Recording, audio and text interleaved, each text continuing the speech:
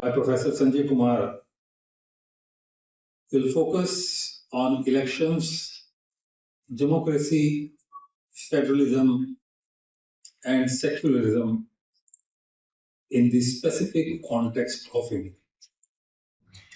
I, in my introductory address, will not focus on India's experience. Instead, I will take a step back and focus on historical and theoretical aspects of these concepts and draw my examples from international context, from several other countries in the world. And given the time constraints, I'll focus on federalism and democracy. And within these two topics, my emphasis primarily will be on democracy. Because in many ways, it is democracy that holds everything together and makes all other things possible, whether it is elections, federalism, or secularism. Modern society is heterogeneous, diverse, and deeply interdependent. Primitive or traditional societies were bound by what Emile Durkheim calls mechanical solidarity. Mechanical solidarity was rooted in uniformity, in identity, in homogeneity, and it was enforced by strict conformity. In contrast, modern society is bound by, is held together by what Emile Durkheim calls organic solidarity. Organic solidarity means unity in diversity. Unity not despite diversity, but unity due to diversity. Because it is diversity which teaches us the art of peaceful coexistence, and it makes interdependence possible. Different sections of society, different parts of society, they take advantage of comparative advantages of each group, each section of society. And this mutual interdependence creates a need, a natural compulsion, a natural inclination, a natural tendency for acceptance, for tolerance, and for peaceful coexistence.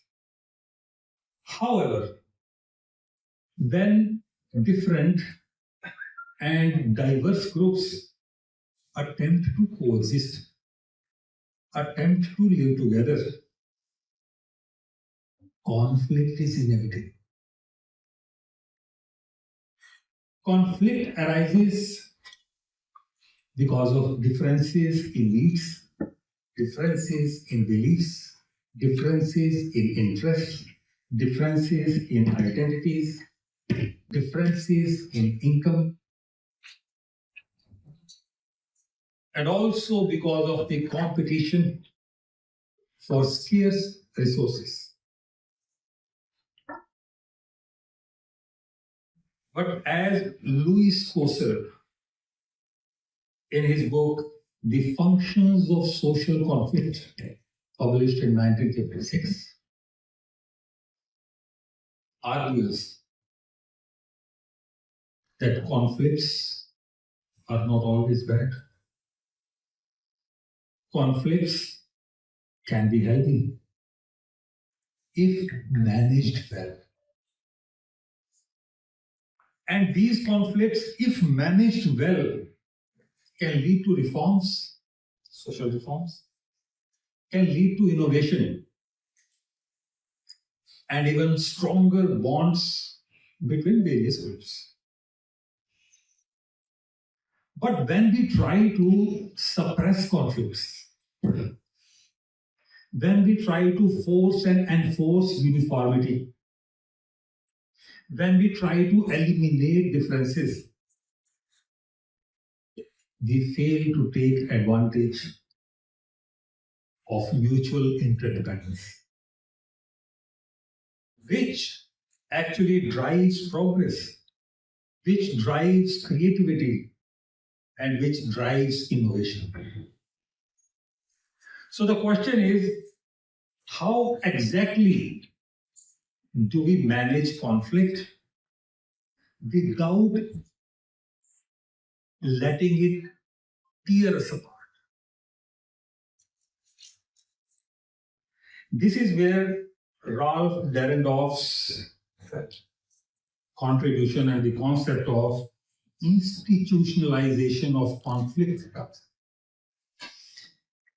In his book, Class and Class Conflict in Industrial Society, published in 1959, he says that the first step is to accept that conflict is normal.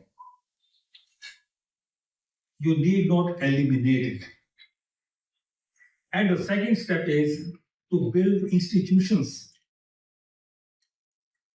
which allow these conflicts to be expressed, these conflicts to be debated, and these conflicts to be negotiated. Because it is these institutions for conflict management which act as pressure valves, safety valves. They release social tensions before it explodes. Complementing this perspective is Edward Shill's insight. In his book, Political Development in New States, published in 1965, he points out that modern political development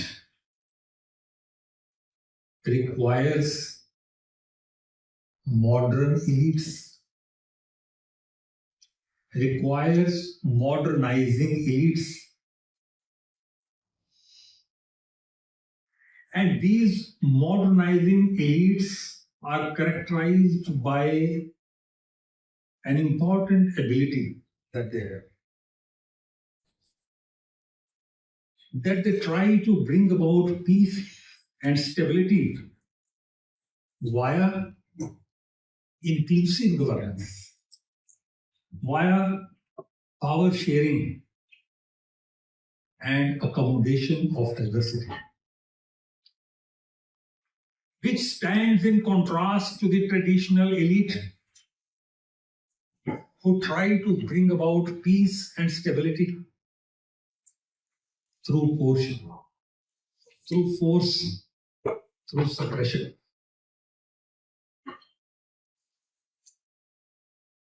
In the same vein, after a few years, Arend Leiphardt introduced the concept of consociational democracy in his book Politics of Accommodation, published in 1968, and then further advanced this concept in his another very important book, Democracy in Plural Societies, published in 1977.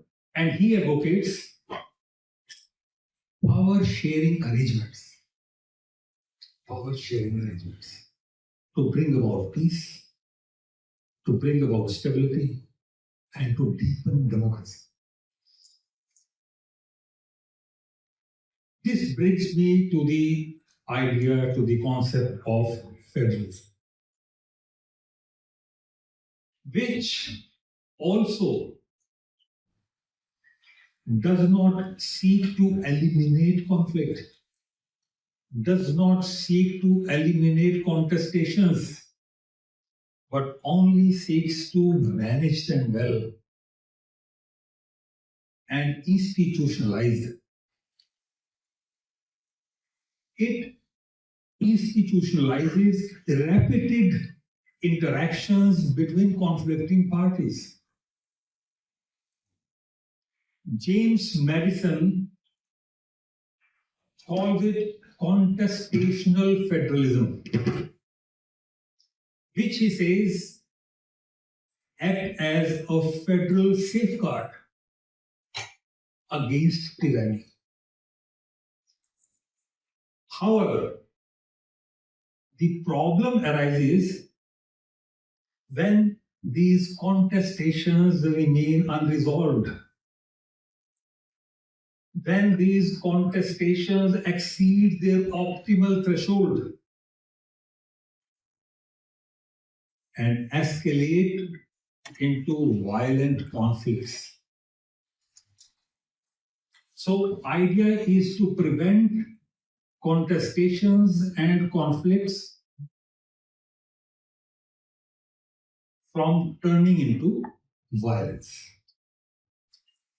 Now, to prevent this from happening, federalism literature advocates institutional concessionary federalism, which is an advancement over the concept and the idea of cooperative federalism.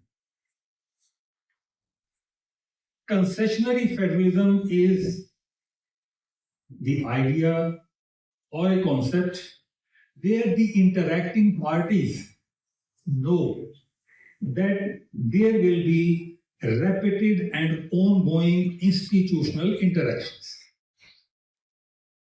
And they also know that the interacting parties will offer concessions to each other. And finally, some concessions will be negotiated, and those concessions will be implemented and binding on all the parties.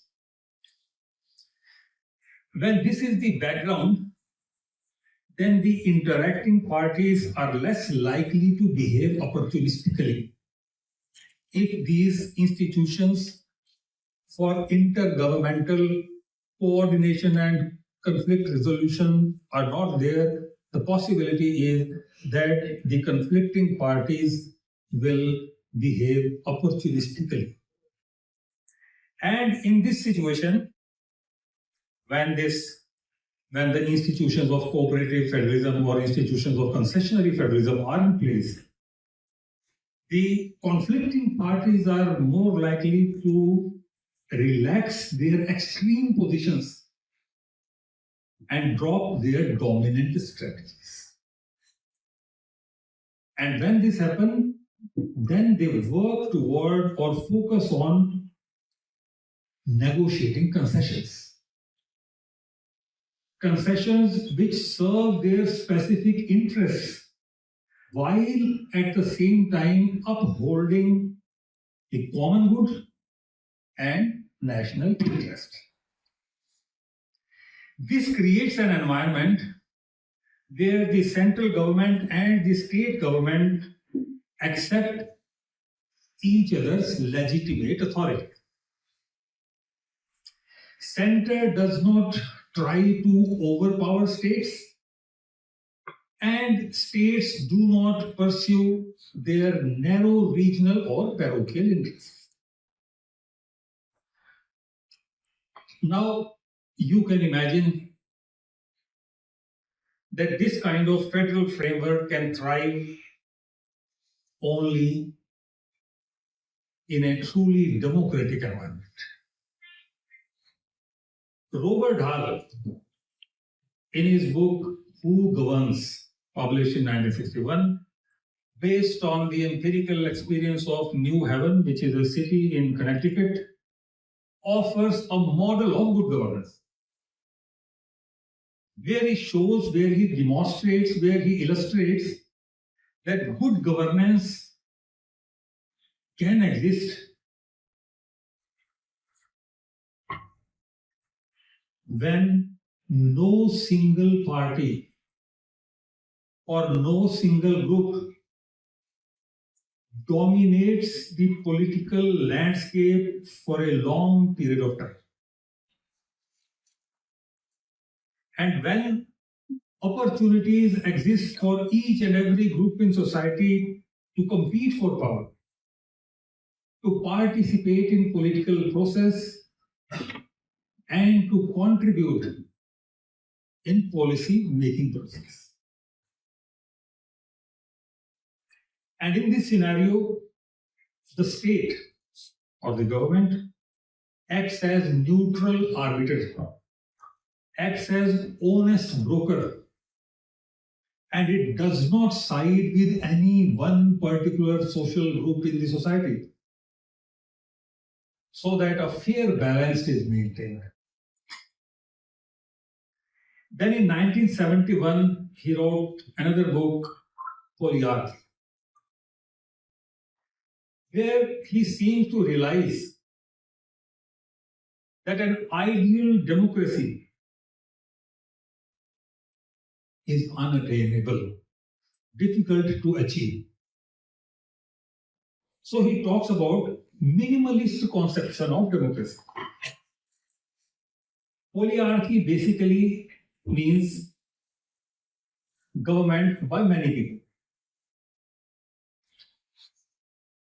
But in this minimalist definition of democracy, he identifies certain things which a particular country should have in order for it to qualify for the status of being a democratic country. One is free and fair elections. Another is freedom of expression. Third is freedom to form or join associations which are not controlled or influenced by the government. And most importantly, free access to alternative information, which is not coming from government, which is not controlled by government. This is a part of the minimalist definition of democracy. And in 1989, in his book Democracy and Its Critics, Robert Hall emphasized that democracy is a process through which competing groups arrive at collective and binding decisions, while at the same time resolving their differences. So you see, democracy is much more than elections.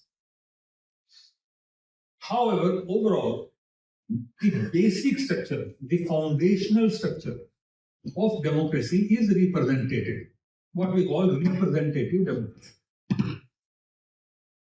where citizens do not directly govern but elect their representatives who govern on their behalf. This is the basic, this is the foundation. But there are further advanced forms of governance. First is the liberal democracy, which is a representative democracy plus additional protections for individual freedom, additional protections for individual rights and liberties.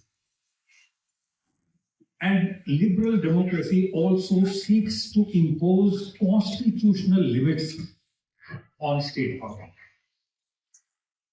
Next advanced form is social democracy, which adds another dimension, which is social justice, social welfare, and economic redistribution. Sweden, Norway, Denmark, Finland. These are social democracies which combine liberal representative democracy with extensive social protections. Now, such guarantees, political and social guarantees, economic guarantees, are essential for legitimacy of a government. But still, these guarantees are not sufficient. Not sufficient to complete the democratic project. Because a vibrant democracy requires active and empowered civic participation, active and empowered civic engagement. So this brings us to another form of democracy, which is called participatory democracy. Participatory democracy provides for institutional avenues for participation. Now, once institutional avenues for participation are in place, then the next step is to ensure quality of participation. This has been discussed in literature on deliberative democracy, drawing inspiration from John Rawls, Jürgen Habermas, and John Dreiser. Deliberative democracy seeks to ensure that public decisions are based on well-informed, inclusive, reasoned, rational, and transparent public deliberations. Now, as you can imagine, this kind of deliberative democracy, pure democracy, is difficult to achieve. Its closest approximation can be found in the direct democracy arrangements in Switzerland. So these are various types of democracy we have tried to understand in progression of the depth of democracy. But democracy can also move in reverse direction, where democracy exists in name, where democracy exists in form, but it does not exist in spirit and substance. These type of democracies have been identified by political scholars by various terms, like illiberal democracy, guided democracy, managed democracy, and overmanaged democracy. All these models of democracy manipulate democratic structures in order to ensure that one party or one person continues to dominate the political landscape. In 2014, Hungarian Prime Minister Viktor Orban publicly embraced illiberal democracy. It can be very open and it can be done by stealth, but this is an example where the Prime Minister, Hungarian Prime Minister Viktor Orban, in his speech, said that liberalism is not good for a country because it puts individual interest ahead of national interest and unity. And he gave the examples which he sought to emulate. The examples he gave were China, Russia, Singapore, and Turkey. In 1959, Indonesian President Sukarno implemented what came to be known as guided democracy, whereby he centralized authority and curtailed and suppressed dissent in the name of political stability. In Russia, Vladimir Putin, from 2000 to 2008, governed in a manner which has been identified by political scientists as managed democracy.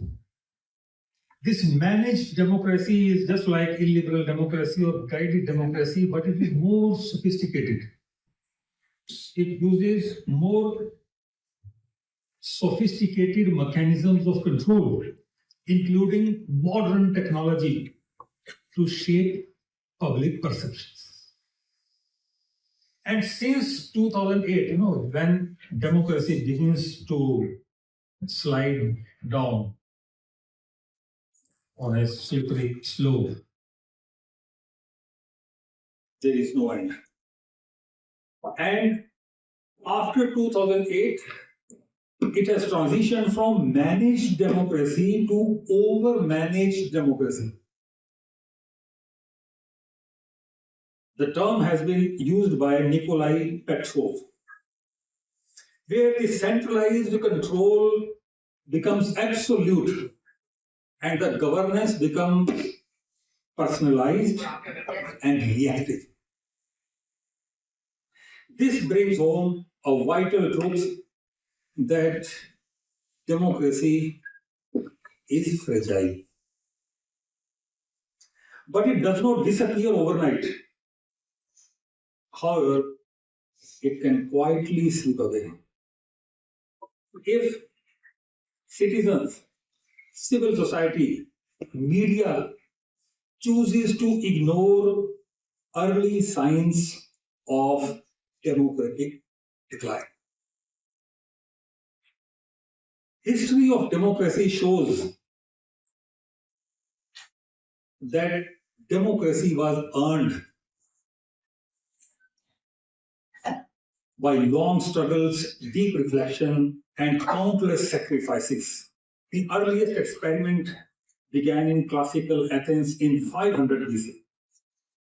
The Roman Republic introduced mixed government model which combined monarchy, aristocracy, and democracy. In 1215, Magna Carta was signed, which is the foundation of rule of law and parliamentary democracy. But it was during the Renaissance, especially after the fall of the Constantinople in 1453, that this is very important, that the paradigm of doing politics shifted from theocentric, that is God-centered, to anthropocentric, that is human-centered vision or view of politics, where it was emphasized that the state should not stand for God but should stand for human beings.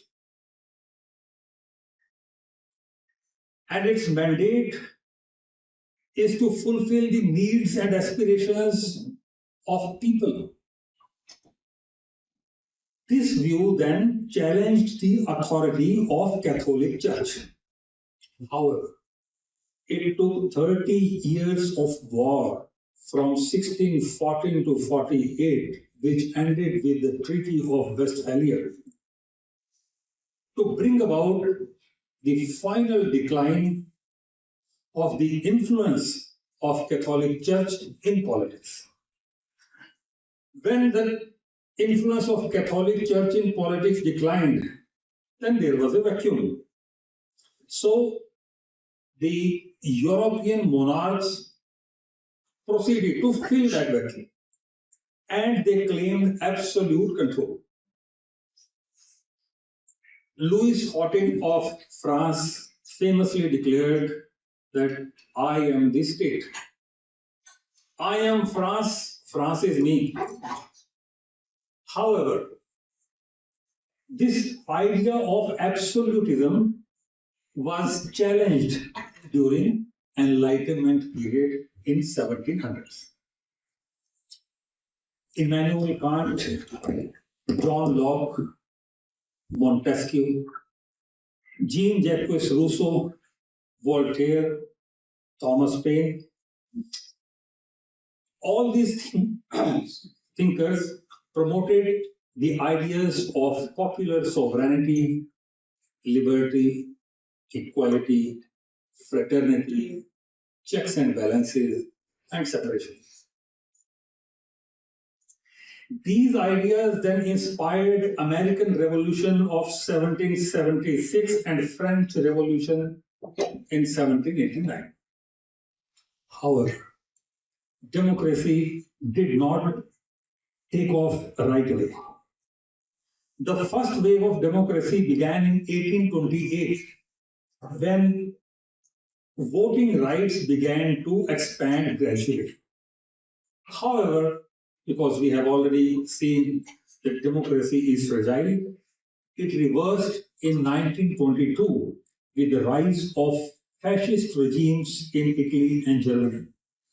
Second wave started in the aftermath of World War II in 1945, but this wave also declined in late 1960s in the context of Cold War rivalries. When the United States of America supported right-wing authoritarian regimes against communist regimes, and the USSR supported left-wing authoritarian regimes to curb and curtail the influence of Western democracy. So the third wave of democracy began in 1974 with Carnation Revolution in Portugal. And it gained momentum in 1989 with the fall of Berlin Wall, which symbolized the collapse of communist authoritarian regimes.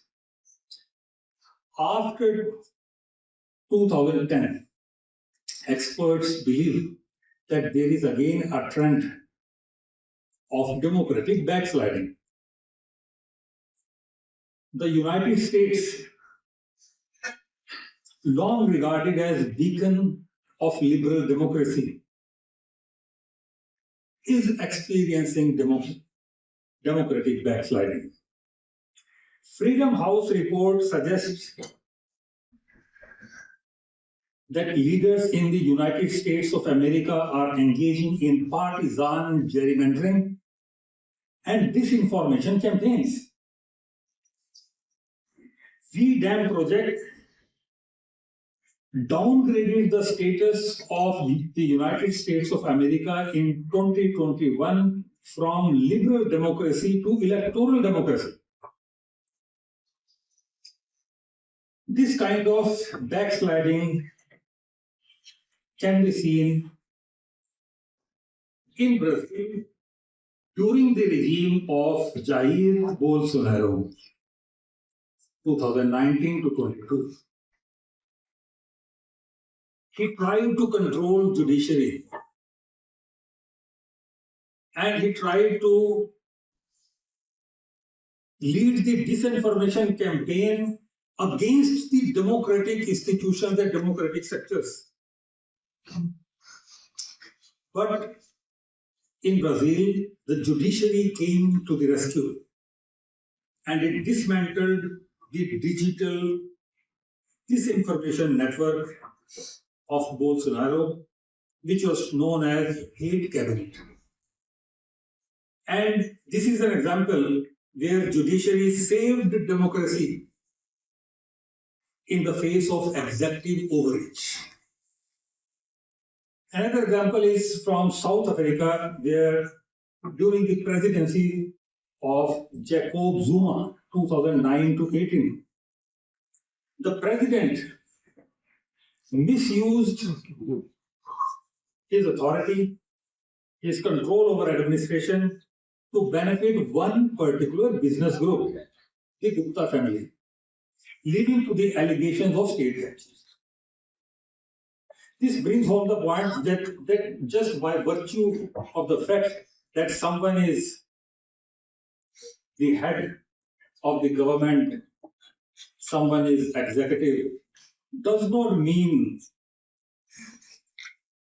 that his party or that particular leader would always work in the interest of his own country.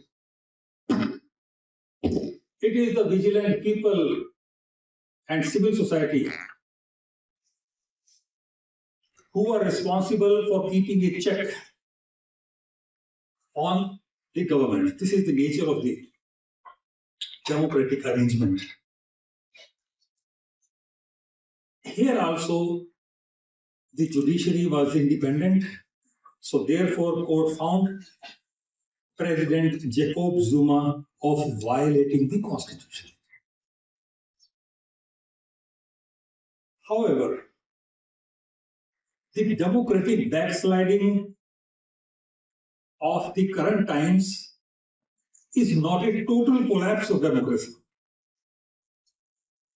As Nancy Bermo, political scientist, she says that the democratic backsliding of the current era reflects not the retreat of democracy, but the advance of democracy.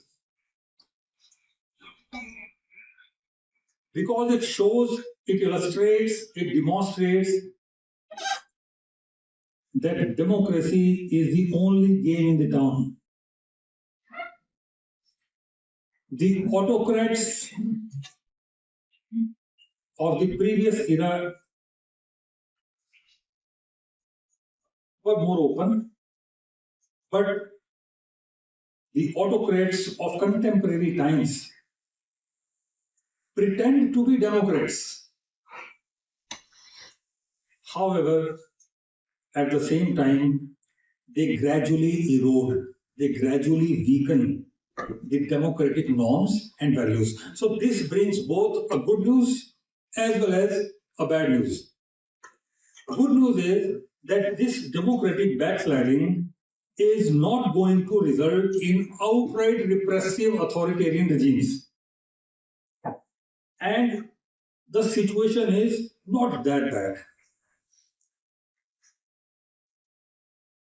But the bad news is that this erosion, this backsliding is more subtle, is more sophisticated, and very hard to detect.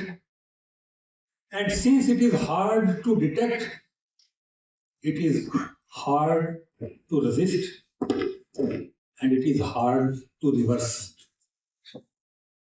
Literature says that it is the informed citizen, active civil society, and free press that can act as the safeguard against any kind of democratic backsliding. But as we have seen that the autocrats, anti-democratic leaders have managed to influence, control, or manipulate all this. So therefore, judiciary remains the last line of defense, as we have seen in the examples from United States of America, Brazil, South Africa, and Australia. So I have explored democracy from a very broad historical and theoretical lens. But theory finds its test in lived experiences.